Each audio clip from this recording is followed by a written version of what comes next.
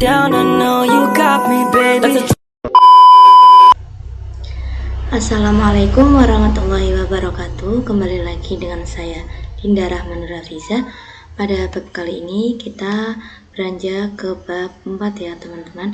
Kita akan membahas IP address dan subnetting. Masih pada materi MTCNA, yaitu Mikrotik Certified Network Associate. Nah, langsung saja pada pembahasan yang akan kita bahas. Nah, outline-nya yaitu 1. Pengenalan IP address dan subnetting, 2. IP public dan private, 3. classful dan classes addressing, 4. kasus subnetting, lalu ini ada konsep block subnet, IP versi 4 delivery type, yang terakhir ada konsep switch dan routing. Langsung saja kita masuk ke materi yang pertama. Nah, pengenalan IP address dan subnetting. Nah, ketika suatu perangkat ingin terhubung ke perangkat lainnya, baik itu menggunakan wired ataupun wireless, tentu saja memerlukan identitas nama pada setiap perangkat. Nah, identitas tersebutlah yang dinamakan IP address.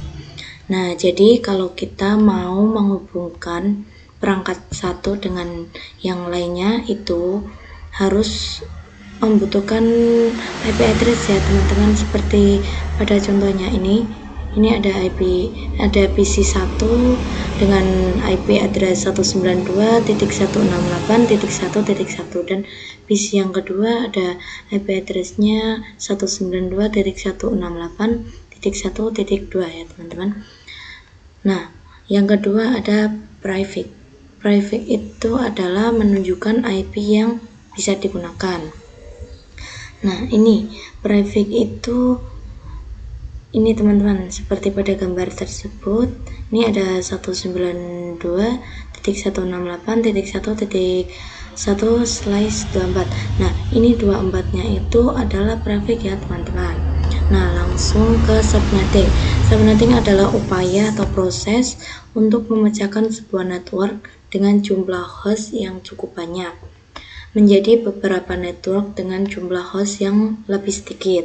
Nah, teknik subnetting membuat skala jaringan lebih luas dan tidak dibatasi oleh kelas-kelas IP atau IP classes. Nah, kelas-kelasnya itu ada kelas A, kelas B, dan kelas C yang sudah ditentukan, yang sudah diatur. Nah, lanjut ke materi kedua yaitu IP public dan private. Nah, singkatnya, IP public merupakan IP yang digunakan di internet dan bisa diakses dari mana saja. Jadi, misal kalian mengakses facebook.com, youtube.com, dan lain sebagainya, maka secara tidak sadar kalian sedang mengakses IP public masing-masing yang dimiliki oleh mereka ya teman-teman, asalkan device kalian terkoneksi ke internet. Lalu alamat IP private biasa digunakan di dalam jaringan lokal dan tidak dapat diakses langsung dari internet. Ini adalah bagian penting dari konsep yang dikenal sebagai Network Address Translation atau NAT, yang memungkinkan beberapa perangkat dalam jaringan lokal menggunakan satu alamat IP publik tunggal untuk berkomunikasi dengan internet. Nah, di sini ada gambar IP versi 4 private address. Nah, kelas A, B, C. Kelas A itu range IP address-nya 10.0.0.0 sampai 10.255.255.255 ya. Kalau yang B 172.16.0.0 lalu 172.31.255.255. Yang C 192.168.0.0 lalu 192.168.255.255. Lanjut ke materi berikutnya yaitu classful dan classes addressing. Nah, sebelumnya kan IP address dibagi menjadi dua, yaitu IP versi 4 dan IP versi 6. Nah, yang IP versi 4 itu dibagi menjadi dua, ada IP address private dan IP address public ya teman-teman. Nah, IP address private itu alamat IP yang digunakan pada jaringan lokal atau LAN. Ini contohnya LAN, ya teman-teman. Kalau IP address public itu alamat IP yang dapat secara global di internet, contohnya public DNS Google 8.8.8.8 dan 8.8.4.4. Nah, di sini ada contohnya. Ada contoh kelas kalau IP public itu ada 5 kelas ya teman-teman, maaf, 5 kelas A, B, C, D, E, tapi yang D sama E itu tidak digunakan.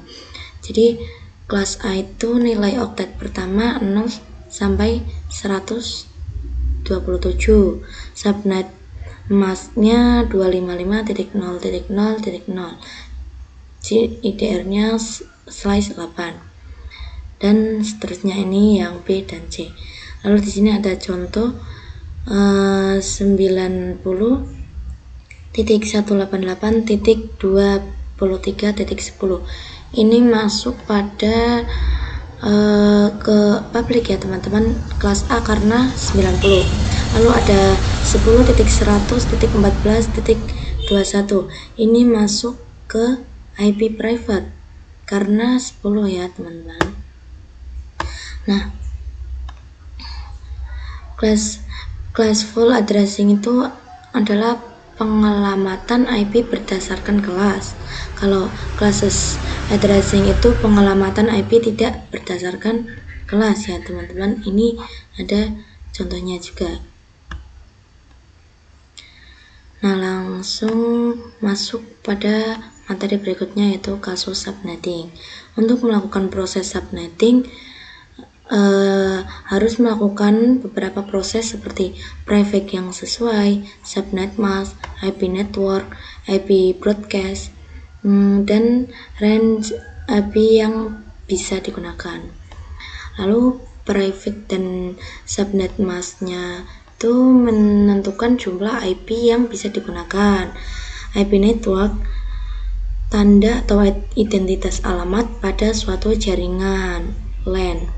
Kalau IP broadcast, alamat IP yang digunakan untuk melakukan pengiriman informasi ke semua host yang ada pada jaringan LAN tersebut. Nah, range IP berapa saja yang bisa digunakan? Nah, di sini prefix bisa digunakan vendor mikrotik ya teman-teman. Sedangkan subnet mask itu digunakan vendor Cisco. Nah, di sini ada kasus subnetting 1, contoh soalnya 172.10.1 XPC6 ya. Nah, ini jawabannya. Prefixnya itu 32-X 2/3. Nah, kita itu harus mencari 2/4 berapa agar hasilnya 6. Di sini ada 2/3. Lalu di bawahnya 32 negatif X sama dengan slice 29. Lalu total IP-nya itu 2 pangkat 32 dikurangi 29 min 29, maaf teman-teman. Nah, jadi ini subnet masknya 256 ya, lalu dikurangi total IP. Ini total IP-nya itu ada 8. Jadi 256 itu dikurangi 8. 256 dikurangi total IP. Lalu IPN-nya 0 sampai 8 dikali 2 jadi 16. IP broadcast-nya 8 kurangi 1 jadi 7, 16 kurangi 1 jadi 15, dan hasilnya 172.10.1.0 sampai 172.10.1.7. dan ini. Nah, masuk pada soal kedua. Jadi soal kedua itu sama seperti caranya itu sama seperti soal pertama, ya. Tapi di sini kalian bisa menghitungnya seperti cara yang pertama. Langsung saja pada soal ketiga caranya sama ya teman-teman, seperti nomor 1 dan 2. Bedanya ada di PC dan ini prefiknya. Kalian bisa menghitungnya seperti dengan cara yang sama seperti pada soal 1 dan soal 2. Nah, langsung masuk pada konsep blok subnet. Di sini diimajinasikan seperti ruang, diibaratkan 3 lantai. Nah, jadi blok subnet tidak bisa saling diibaratkan 3 lantai itu berarti 0 dan 32 menjadi 63, 64 jadi 93, maaf teman-teman. Nah, jadi blok subnet tidak bisa saling berkomunikasi satu sama lain. Untuk berkomunikasi harus memakai blok subnet atau device yang pertama agar saling berkomunikasi ya teman-teman. Nah, lanjut. IPv4 atau IP versi 4 delivery type ini. Nah, di sini itu ada 3 ya teman-teman. Yang pertama ada unicast, one to one communication, yaitu artinya komunikasi dari satu perangkat ke perangkat tertentu. Ini digunakan untuk browsing internet, akses ke server internet tertentu, lalu mengirim email, video call atau chat ke satu orang, transfer file dari satu komputer ke komputer lain. Nah, yang kedua ada multicast, one to many communication, yaitu komunikasi dari satu perangkat ke beberapa perangkat tertentu atau tidak semua. Contohnya siaran video ke grup yang sudah berlangganan. Nah, digunakan untuk apa saja? Digunakan untuk streaming video ini seperti contohnya tadi ya teman-teman, terus webinar atau kuliah online yang memakai jaringan multicast, lalu update software ke banyak perangkat sekaligus, lalu distribusi data ke beberapa server dalam satu grup.